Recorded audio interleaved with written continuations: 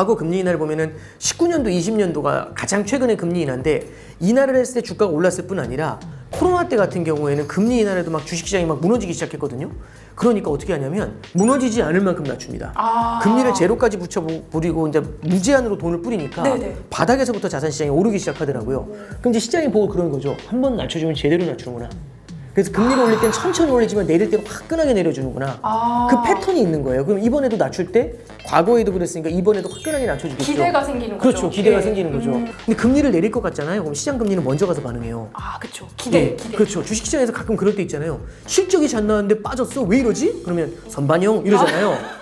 그럼 할 말이 없잖아요. 맞아. 채권도 똑같아요. 채권을 갖다 볼 때 금리의 방향성이 중요하죠. 내려가면 좋은 거죠. 네. 그다음에 두 번째는 빠르게 내릴수록 좋겠죠. 네. 단기에 먹으니까. 네. 세 번째는 내려가는 깊이가 깊을수록 좋죠. 네. 요 세 가지가 되게 중요해요. 근데 이 세 가지가 다 지금 기대가 형성이 돼 있어요. 그럼 이제 어떤 얘기가 나오냐면 아니 기준금리를 내렸는데 왜 채권에서 수익이 안 나지? 이 얘기를 해요. 왜? 선반영 이렇게 되니까.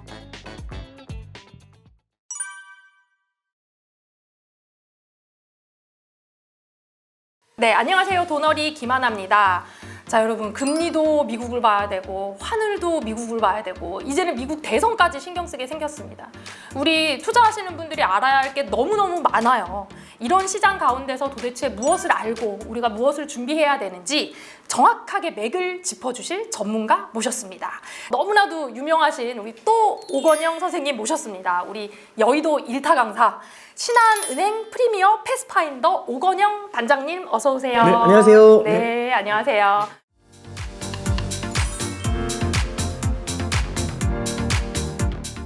이렇게 지금 복잡한 시장 상황 속에서 어떤 길을 찾아주실지 패스파인더 역할을 정확하게 오늘도 해주셨으면 좋겠는데 네.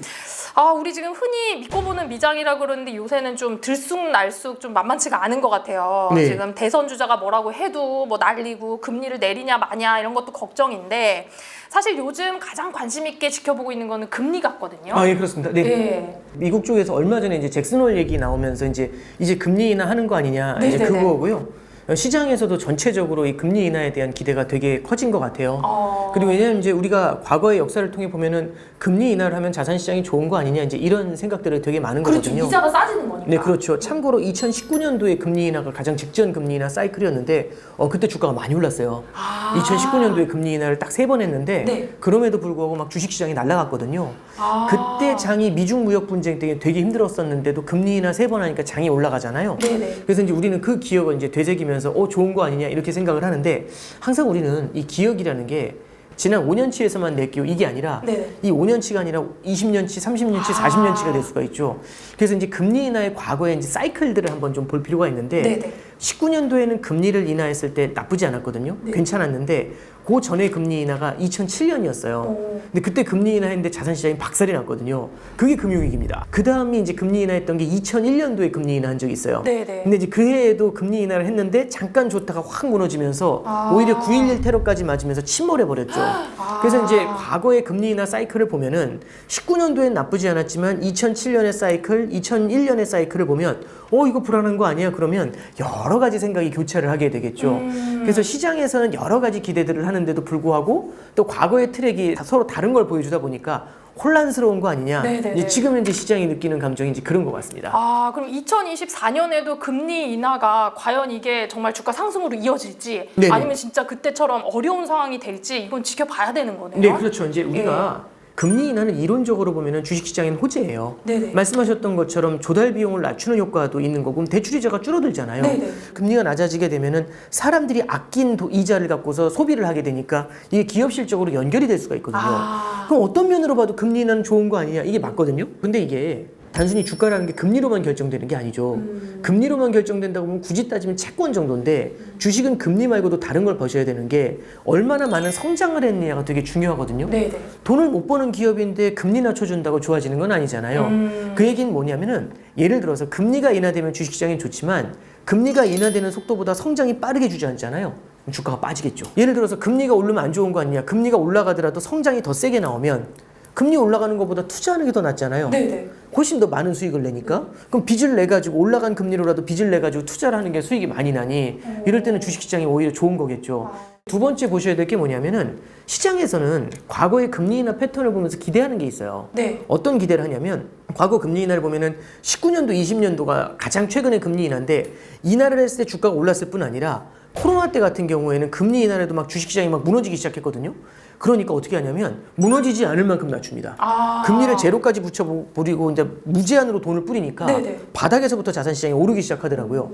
그럼 이제 시장이 보고 그런 거죠. 한 번 낮춰주면 제대로 낮추는구나. 그래서 금리를 올릴 땐 천천히 올리지만 내릴 때는 화끈하게 내려주는구나. 그 패턴이 있는 거예요. 그럼 이번에도 낮출 때 과거에도 그랬으니까 이번에도 화끈하게 낮춰주겠죠. 기대가 생기는 거죠. 그렇죠. 기대가 예. 생기는 거죠.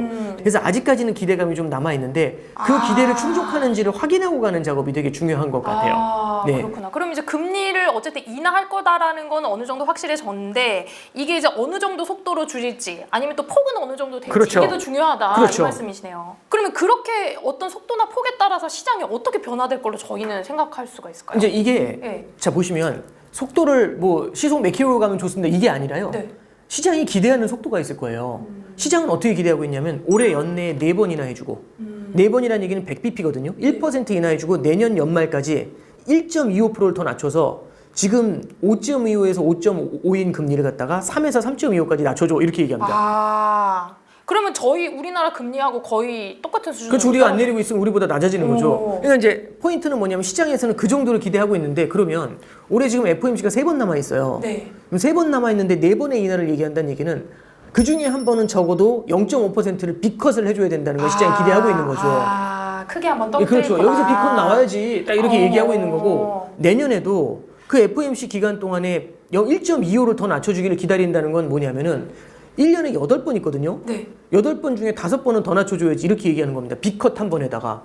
그러면 이제 약간 이런 거죠. 만약에 여기서 빅컷에 9번 인하가 진짜 나와주면 올해 4번, 내년 5번 주식시장이 사상 최고치를 넘어서고 있는데 부동산 가격이 저렇게 과열이 되고 있는데 금리를 기가 막히게 많이 인하해준 최초의 사례가 되는 겁니다.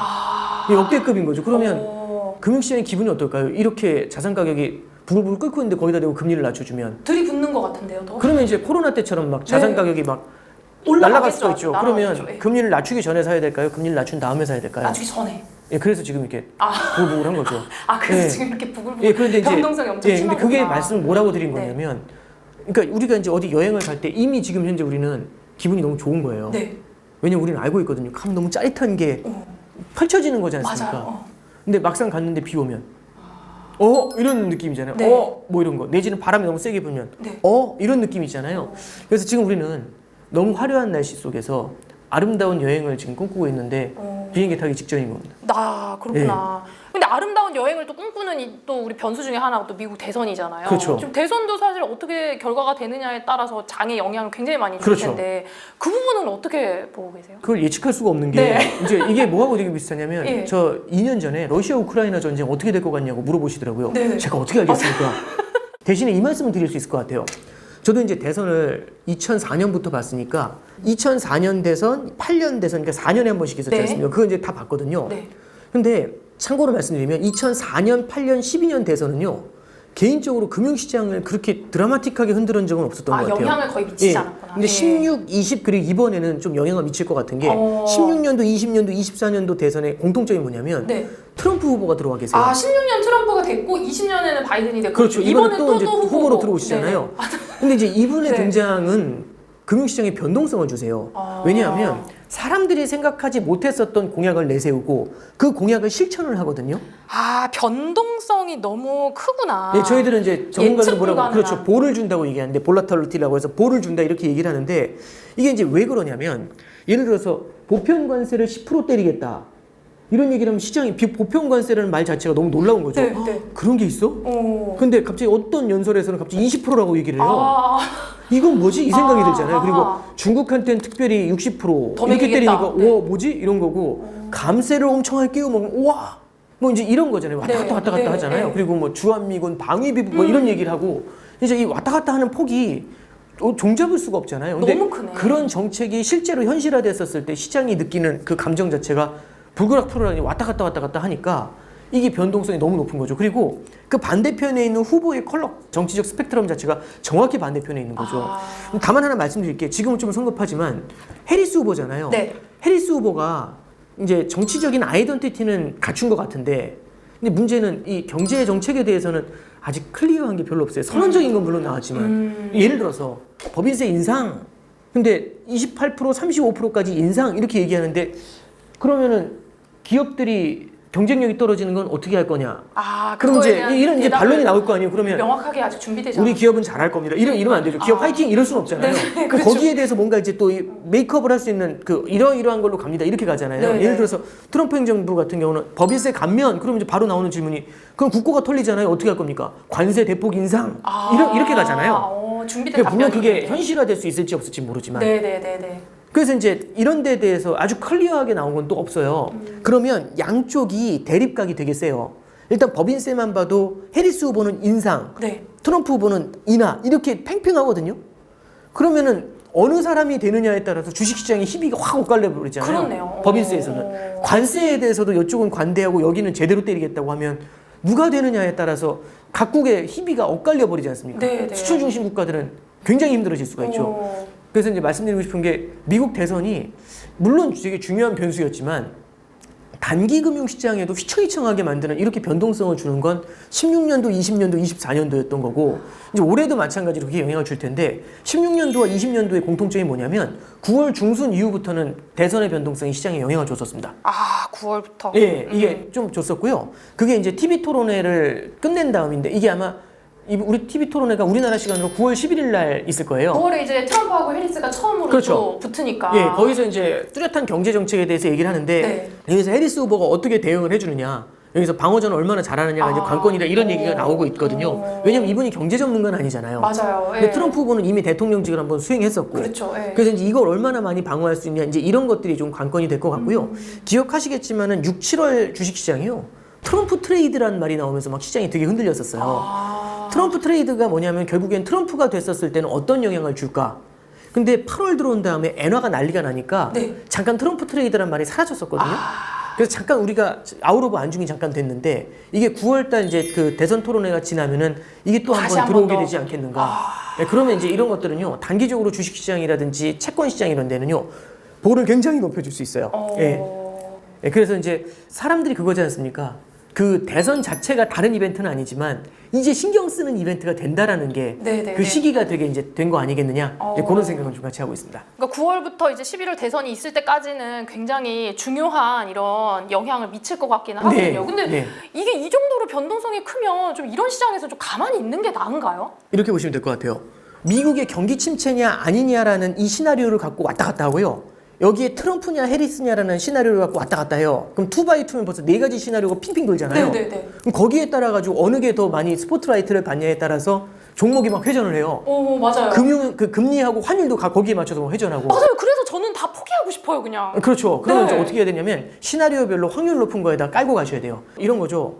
진짜 분산을 넓게 깔아 놓으시는데, 깔아 놓으시고서 오를 때까지 기다리시는 게 좋아요. 포트폴리오를 그렇죠. 분산해서. 예, 포트폴리오를 하는 이유는요, 다른 사람들이 다 오글오글 몰려가지고 다 거기서 수익 내려고 가 있는데 거기 들어갈 리가 없죠. 맞아요. 고평가돼 있는데 네. 들어갈 리가 없잖아요. 네. 그래서 이제 이렇게 말씀드리는 게, 개인들은요, 트레이더가 아니기 때문에 그 속도를 못 따라가요. 예를 들어서 금도 뛰기 시작하잖아요. 못 따라가요. 엔화도 뛸 때는 확 뛰었다가 확 끌어앉잖아요. 네. 그럼 수익을 내려면 어떻게 되죠? 여기서 사서 여기서 팔아야겠네. 절대 안 돼요. 맞아요. 보통 이 꼭대기에 사서 여기 물려요. 제가 사실은 그 다음 질문으로 드릴 게 사실 이거였거든요. 이제 미국 경제 지표들이 굉장히 많은데, 뭐 물가도 봐야 되고 노동 관련 지표도 봐야 되는데, 이런 걸 어떻게 우리가 할 거냐, 이런 게 지금 말씀 듣고 보니까 크게 의미가 없는 질문같이 느껴지네요. 그렇죠. 왜냐면 이게 제일 많이 받는 질문인데, 네. 제가 하나 답변을 드리면, 3년 전에는요, 아침에 일어나잖아요. 저뿐만 아니라 모든 애널들이 똑같았을 거예요. 아침에 일어나면 뭐부터 봤냐면 3년 전에는 코로나 확진자 봤어요. 다우존스도 안 보고 코로나 확진자 수 봤어요. 몇 미국 거. 명 늘어났나요? 몇 명이었나? 네. 3년 전에는 그게 금과 옥조였고, 그게 진짜 시장을 움직였어요. 네. 그래서 이 세상에서 제일 중요한 지표는요, 계속 바뀌어요. 한 1년 전만 해도 CPI만 보면 된다 이랬거든요. 네. 물가가 중요해서. 네. 지금은 성장 관련 지표가 또 핵심이 됐어요.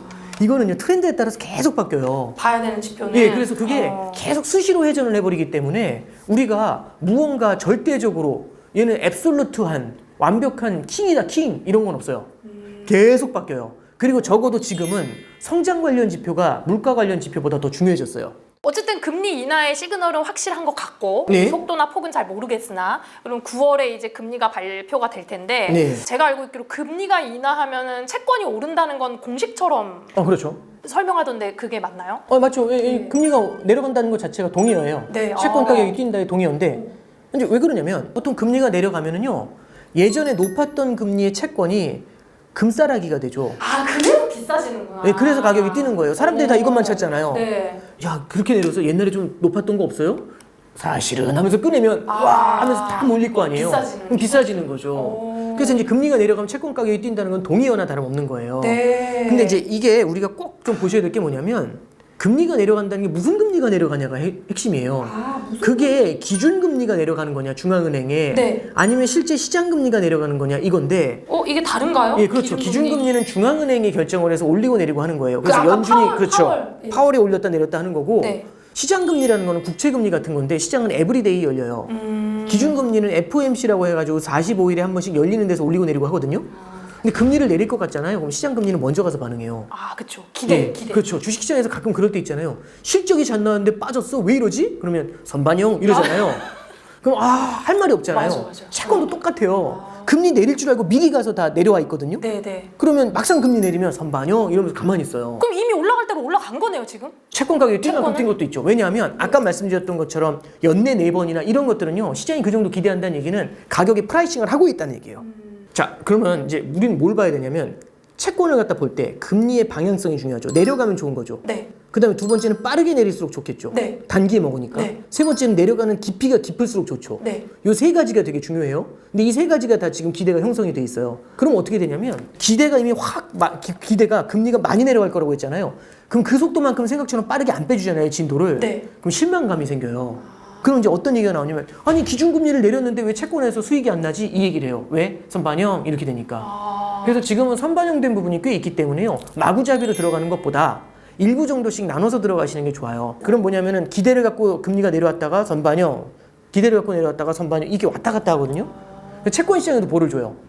예. 그리고 아까 이제 트럼프 행정부나 이런 사람들이 만약 트럼프 대통령이 후보가 대통령이 되면 또 마찬가지로 재정에서 상당히 많은 변화가 나타날 수 있거든요. 그러면 이런 게 많이 나타나요. 그래서 이제 말씀드리고 싶은 게 금리 내리면 채권 이렇게 하시면은 낭패를 보실 수가 있어요. 꼭 그렇게만 보면 안 된다. 네. 그러면은 이제 우리 환율도 사실 중요한 지표 중에 하나일 것 같은데 네. 환율은 앞으로 어떻게 될까요? 좀 떨어진다는 얘기도 있고 그렇던데. 지금 환율을 질문하시는 게 이제 달러를 이제 달러. 물어보시는 것 같아요. 네. 환율이 내려간다고 하는 사람들의 주장은 첫째, 미국의 성장이 둔화되니까.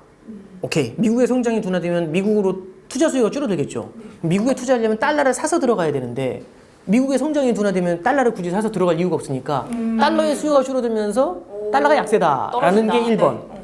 두 번째는 미국의 금리 인하 속도가 다른 나라보다 빠를 겁니다.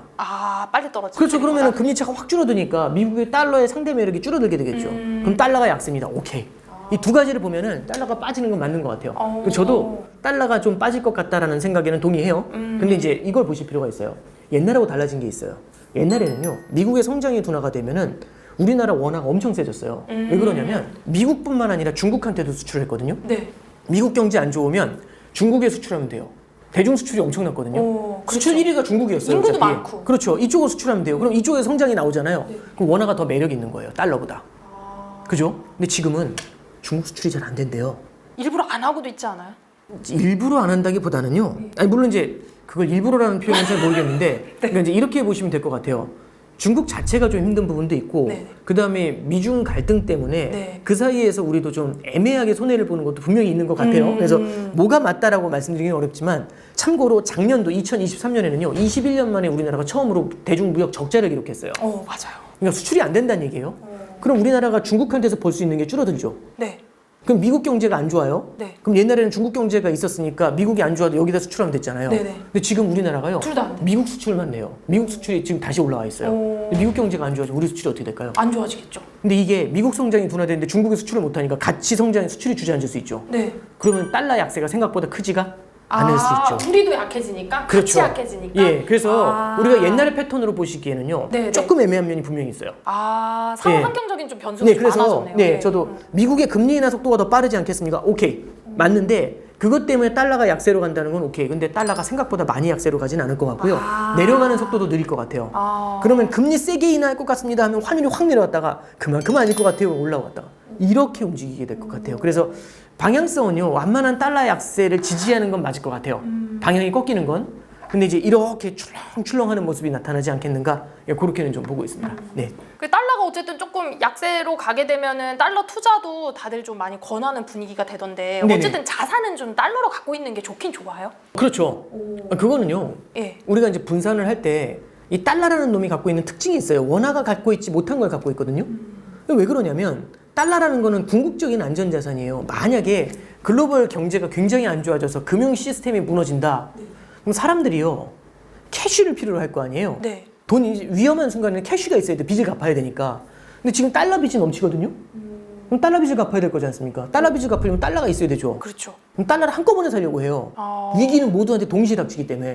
그럼 너도 나도 여기 있는 사람들 다 달러 살려고 뛰잖아요. 그럼 달러 값이 튀어요. 그때 가면 더 못 구하겠네. 더 근데 비싸지고. 이제 이게 포트폴리오에 왜 좋은 거냐면 다른 자산이 무너질 때 혼자 뛰니까. 그래서 포트폴리오 할 때 밑에다가 외화 자산 깔고 가라고 하는 거예요. 특히 우리나라 같은 이머징 시장은. 워낙 국제 통화가 아니잖아요. 네네네. 그래서 달러를 담으세요라고 하면은 오 달러 얼마나 올라요? 얼마? 이렇게 물어봐요. 언제까지 얼마? 근데 이게 아니에요. 이렇게 얘는 그냥 투자하면 답 안 나와요. 예, 깔고 가야 가는. 돼요. 오를 때까지. 오를 때까지 그냥 깔고 가는. 그렇죠. 이게 달러 투자의 묘미예요. 그럼 빠진다는데 왜 삽니까? 빠질 때는 조금씩 사놓으면 돼요. 언제 뛸지 모르니까. 그래서 내 포트폴리오의 일부로서 외화를 가져간다. 오케이. 왜냐면 달러가 완전히 사라지진 않을 거니까 그렇죠. 언젠간 얘가 또 저력이 있어요. 그래서 그 기업체 방문해 보면은요, 이 외국 교육하시는 분들 중에 CFO 분들 중에 이제 상담하면은 달러가 조금씩 약세로 갈 것 같습니다. 그러면 이제 그런 분들은 달러 다 팔아야겠네요. 이런 얘기 안 해요. 아 그래도 좀 갖고 있어야죠. 왜냐면 달러 무서운 거 아세요? 달러가 근데 또 미치면 무서워요. 그렇구나. 한 방에 필요할 있다는 걸 때 알면 다 안 던져요. 남겨놔요.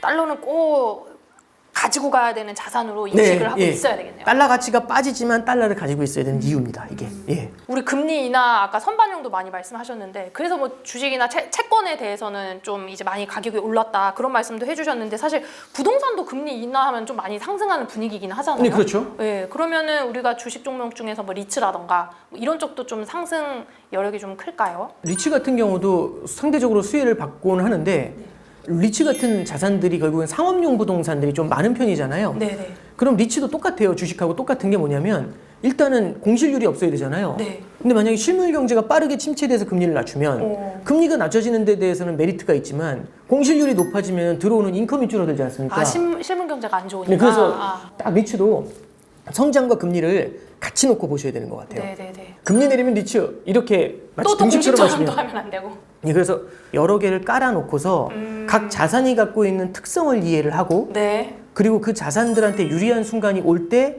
궤를 줄이면서 다음에 또 좋아질 것 같은 자산 쪽의 비중을 늘려가는 걸로 대응을 하는 게 맞지. 지금 오르니까 이거, 지금 오르니까 이거, 지금 오르니까 빚내서 사. 이거는 저는 필패의 시나리오라고 생각을 하고 있습니다. 네. 우리 지금 최근에 가장 큰 이슈인 금리 인하 이슈하고 대선 이슈하고 같이 이야기를 좀 나눠볼 전문가로 오건영 단장님 모시고 얘기를 나눠봤는데요. 사실은 지금 단기 이슈만 저희가 얘기를 들은 게 아니라 이 투자에 대한 기본적인 마인드를 좀 배운 것 같은 그런 느낌이 좀 많이 들거든요. 예, 감사합니다. 네, 단장님 오늘 좀 어려운 걸음 해주셨는데 마지막으로 우리 미국 시장 투자를 시작한 우리 초보 투자자들에게 예. 좀 조언 한마디 좀 부탁드릴게요. 초보 투자자분들은 그러니까 얼마를 벌어야지라는 목표보다는요. 이 미국 시장에 여러 개의 자산 한번 담아보세요. 그게 지금 올라가는 M7도 되겠지만 그것 말고도 나스닥 외에도 중소형주도 조금 깔아보시고요. 아까 말씀하셨던 리츠도 좀 깔아보고 인프라도 깔아보고 굉장히 다양한 예를 들어 방산 관련주도 좀 여러 개를 깔아놓으면 내 돈이 들어가 있을 땐 관심이 더 커져요. 내 돈이 들어가 있어야지 보이거든요. 그건 맞는 것 같아요, 네, 그러니까 진짜. 없이 그냥 나는 이 인터넷 보면서 공부할래 안 들어와요. 유튜브에서 얘기를 해도 안 들려요. 내 돈이 들어가 있으면 들리기 시작하거든요. 그래서 저는 그 학원비라고 생각하시면 좋을 것 같아요. 그렇게 하면서 거기에 관련된 신문 기사들이나 관련된 도서들 있죠. 이런 걸 팔로우업을 하시면 돼서 저는 초보 투자하신다고 하면 큰 금액이 아니라 작은 금액으로 들어가 보시고 여러 개를 깔고 가셔야 각 자산의 특성을 이놈은 어떤 놈이고 이놈은 어떤 놈이고 이거를 보시는 순간이라고 생각하시면 돼요. 그래서 저는 이제 포트폴리오 투자를 말씀드렸는데 포트폴리오에서 되게 중요한 것 중에 하나가 각 자산이 어떤 특성을 갖고 있는지를 이해하시는 게 되게 중요하거든요. 축구도 11명의 팀을 구성하려면 각 선수가 어떤지 알아야 되죠. 맞아요. 손흥민 한 명 데리고 뛸 수가 없지 않습니까? 그거 똑같은 얘기입니다. 그래서 저는 좀 말씀드리고 싶은 게 초보 투자하신다면은 공부를 한다라는 관점에서 여러 개를 깔고 보시고 좋아 보이는 거 하나로 가시는 것보다는요 굉장히 다양하고 내가 알고 싶은 것들 여러 개 예, 그렇게 접근하시는 게 중장기적으로 길게 투자하실 때 오래가는 길이 아니겠는가 생각합니다. 너무 감사합니다. 진짜 맞는 말씀 같아요. 이게 내 돈이 들어가야 사실 관심이 가더라고요. 그래서 한 주라도 여러분들 주식을 사보시면서 그 자산의 특성을 같이 공부하시는 게 장기 투자의 지름길이 아닌가 이런 생각이 좀 들었습니다. 자, 오늘 오건영 단장님 진짜 또 오건영 왜 여의도 일타 강사인가 제가 이제 다시 한번 정말 소름 돋게 느끼는 그런 시간이었습니다. 자, 여러분 우리 경제 뉴스에 관심을 가지고 우리 귀가 빵 뚫릴 때까지 도너리 계속 시청해 주시고요. 귀한 걸음 함께 해주신 우리 오건영 단장님 감사드립니다. 네, 감사합니다.